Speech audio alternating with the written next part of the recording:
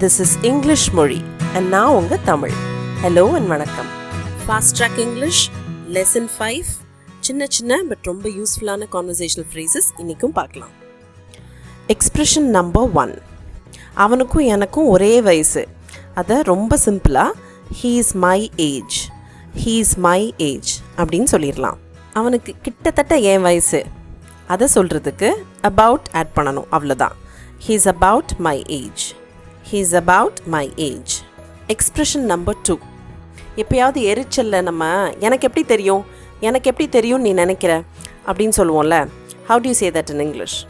How should I know? How should I know? இதையே how am I supposed to know அப்படியும் கேட்கலாம். இதுவும் எரிச்சலோட கேட்கறது தான். How am I supposed to know?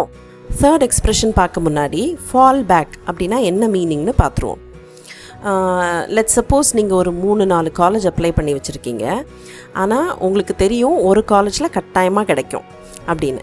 Okay, ஆனால் உங்களுக்கு மற்ற காலேஜ் வேணும். இன்கேஸ் அதெல்லாம் கிடைக்கலன்னா இது it becomes a fall back college. You can fall back on this college. Okay, இது சப்போர்ட் கொடுக்கும் உங்களுக்கு.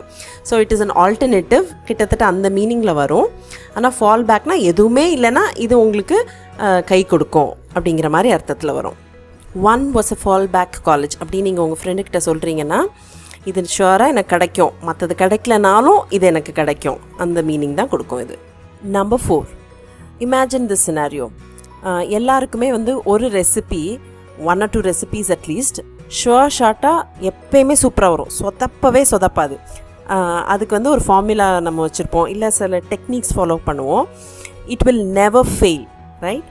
அந்த மாதிரி ரெசிபி இருந்துச்சுன்னா it is called a fail safe recipe. Okay, it will never fail, எப்பயுமே சொதப்பலாக போகாது. ஃபார் எக்ஸாம்பிள், இந்த முறையில் நான் பிரியாணி பண்ணேன்னா அது எப்போவுமே தப்பாக போகாது. Okay, how to you say that in English? That's my fail safe biryani recipe. That's my fail safe biryani recipe. Similar words, a fail safe plan அப்படின்னா இந்த பிளான் எல்லா கோணத்துலேயும் எல்லா டைமென்ஷன்ஸ்லேயும் யோசித்து வகுக்கப்பட்டது, அதனால இது ஃபெயில் ஆகாது. A fail safe device. Okay, இந்த டிவைஸ்னால் எந்த பாதிப்பும் இருக்காது. For example, lift or elevator இருக்கும். அது எப்படி இருக்கும் அப்படின்னா கரண்ட் போனால் கூட டக்குன்னு நமக்கு ஜென்ரேட்டர் வழியாக அது ஒர்க் ஆக ஆரம்பிச்சிடும். ஆர் அட்லீஸ்ட் பக்கத்து ஃப்ளோரில் போய் நிற்கும். நடுவில் இட் won't get stranded, சிக்கிட்டு நிற்காது. So it is a fail safe device. Expression number 5, walls have ears. இது அப்படியே நம்ம தமிழ்லையும் யூஸ் பண்ணுவோம் இல்லை? சுவர்களுக்கும் காது உண்டு அப்படின்னா என்ன அர்த்தம்? பார்த்து பேசு, யாராவது விட்டு கேட்டுருவாங்க, நமக்கு தெரியாமல் நம்மளோட கான்வர்சேஷனை கேட்டுருவாங்க. சுவத்துக்கு கூட காது உண்டு. Walls have ears. இதுக்கு ரிலேட்டடான 2 வார்த்தை. ஈவ்ஸ் ட்ராப்பிங் அப்படின்னா ஒட்டு கேட்குறது, ஈவ்ஸ் ட்ராப்பர் அப்படின்னா ஒட்டு கேட்கும் நபர். Expression number 6. சில நேரம் நம்ம ஃப்ரெண்ட்ஸ்லாம் நம்ம பேசுகிறத முழுசாக கேட்கவே மாட்டாங்க. அதுக்குள்ளே தக்கான்னு குதித்து நடுவில் பேசிகிட்டே இருப்பாங்க. அப்போ நான் சொல்கிறத கொஞ்சம் பொறுமையாக கேட்குறியா, முழுசாக கேட்குறியா அப்படின்னு நம்ம எப்படி சொல்லலாம் இங்கிலீஷில்? Hear me out. Hear me out. இன்னும் கொஞ்சம் தன்மையாக சொல்லணும்னா ஹியர் மீ அவுட் ப்ளீஸ் அப்படின்னு சொல்லலாம். Expression number 7. Let's assume this scenario. லிஃப்ட்டுக்கு ஒரு 4-5 பேர் வெயிட் பண்ணிகிட்ருக்கோம். ஓகே, லிஃப்ட் கதவை திறக்குது. அப்போ எல்லோரும் முண்டி அடிச்சுட்டு உள்ளே போவோமா? அப்போது சில பேர் மாத்திரம் இப்படி சொல்லுவாங்க, ஆஃப்டர் யூ அப்படின்னு சொல்லுவாங்க. அதாவது ரொம்ப பொலைட்டாக அது சொல்கிறது, நீங்கள் போனதுக்கப்புறம் நான் பின்னாடி வரேன் அப்படின்னு சொல்கிறது. அதே மாதிரி கதவு திறக்கும்போது எங்கேயாவது உள்ளே போனாலும் அப்படி தான், ஆஃப்டர் யூ அப்படின்னு சொன்னால் ரொம்ப பொலைட்டாக நீங்கள் ஃபஸ்ட்டு போங்க, நான் பின்னாடி வரேன் அப்படின்னு அர்த்தம். Expression number 8. யாருக்காவது வழி காட்டணும், இந்த பக்கமாக போங்க அப்படின்னு சொல்லணும், ஆர் இந்த பக்கமாக வாங்க அப்படின்னு சொல்லணும். நமக்கு சம்டைம்ஸ் இந்த கைட்ஸ் இருப்பாங்களே, நம்ம டூரிஸ்ட் கைட்ஸ்லாம் அப்படி சொல்லுவாங்க, திஸ் வே ப்ளீஸ் அப்படின்னா இந்த பக்கம் வாங்க அப்படின்னு சொல்கிறது. ரொம்ப பொலைட்டான எக்ஸ்ப்ரெஷன் இது, this way please. Expression number 9. நம்ம யார்கிட்டையாவது கண்டிப்பான தொனியில் வார்ன் பண்ணுறோம், இல்லை ஒரு எச்சரிக்கை கொடுக்குறோம் அப்படின்னா இப்படி சொல்லுவோம்ல, இது இனிமேல் நடக்காமல் பார்த்துக்கோ அப்படின்னு. So how do you say that in English? I want you to see to it that this doesn't happen again. I want you to see to it that this doesn't happen again. See to it க்கு பதிலா make sure அதுவும் சொல்லலாம். I want you to make sure that this doesn't happen again. I want you to make sure that this doesn't happen again. Expression number 10. என் கூட jogging வரியா அப்படின்னு ரொம்ப பொலைட்டாக எப்படி கேட்குறது? Would you care to join me for a jog? Would you care to join me for a jog? நிறைய நேரம் native speakers பேசும்போது இந்த would you-வை சொல்ல மாட்டாங்க. Care to join me for a jog? Care to join me for a jog? இப்படி மாத்திரம்தான் கேட்பாங்க.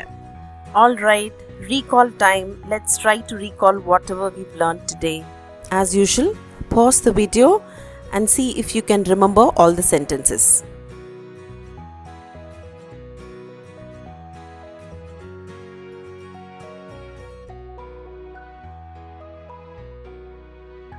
He's my age, அவனுக்கு என் வயசு. He's about my age, கிட்டத்தட்ட என் வயசு. How should I know? எரிச்சல்ல சொல்கிறது எனக்கு எப்படி தெரியும்? One was a fallback college. எதுவும் கிடைக்கலனாலும் இந்த காலேஜ் கிடைக்கும். That's my fail-safe biryani recipe. சொதப்பவே சொதப்பாத biryani recipe. Walls have ears. சோத்துக்கு கூட காது உண்டு. Hear me out. நான் சொல்கிறத பொறுமையாக கேளு, முழுசாக கேளு. I want you to see to it that this doesn't happen again. இது மறுபடியும் நடக்காமல் நீ பார்த்துக்கணும். After you. ரொம்ப தன்மையாக உங்களுக்கு அப்புறம் நான் வரேன் அப்படின்னு சொல்கிறது. This way please. இந்த பக்கம் வாங்க. Would you care to join me for a jog? என் கூட ஜாகிங் வரியா? ரொம்ப பொலைட்டாக கேட்குறது. Up for a short quiz? Okay. How old is he? அப்படின்னு யாரும் உங்ககிட்ட கேட்குறாங்க. என் வயசு தான் அவனுக்கு அப்படின்னு நீங்கள் எப்படி ரிப்ளை பண்ணுவீங்க? அதே மாதிரி நீங்கள் ஏதோ கேள்வி கேட்குறீங்க, அதுக்கு இன்னொருத்தங்க இப்படி பதில் சொல்கிறாங்க. You go ahead, my ankle is sprained. என்னோட கணுக்காலில் ஸ்ப்ரெயின் இருக்குது, ஒரு மாதிரி சுளுக்கி இருக்குது. ஸோ you go ahead அப்படின்னு அவங்க சொல்கிறாங்க. அப்போ நீங்கள் என்ன கேள்வி கேட்பீங்க? இந்த ரெண்டையும் நீங்கள் காமெண்ட்ஸில் எழுதுங்க. இந்த வீடியோ கேட்டுகிட்டே இருக்கும்போது உங்களுக்கு எப்பயாவது இப்படி தோணியிருக்கும், இந்த எக்ஸ்ப்ரெஷன் நல்லா இருக்கே, ரொம்ப யூஸ்ஃபுல்லாக இருக்கே, இல்லை இன்ட்ரெஸ்டிங்காக இருக்கே, ஃபன்னியாக இருக்கே, ஏதாவது ஒன்று தோணியிருக்கோம்ல. அட்லீஸ்ட் ஒரு எக்ஸ்ப்ரெஷன் படிக்கும்போதாவது அப்படி தோணியிருக்கும்.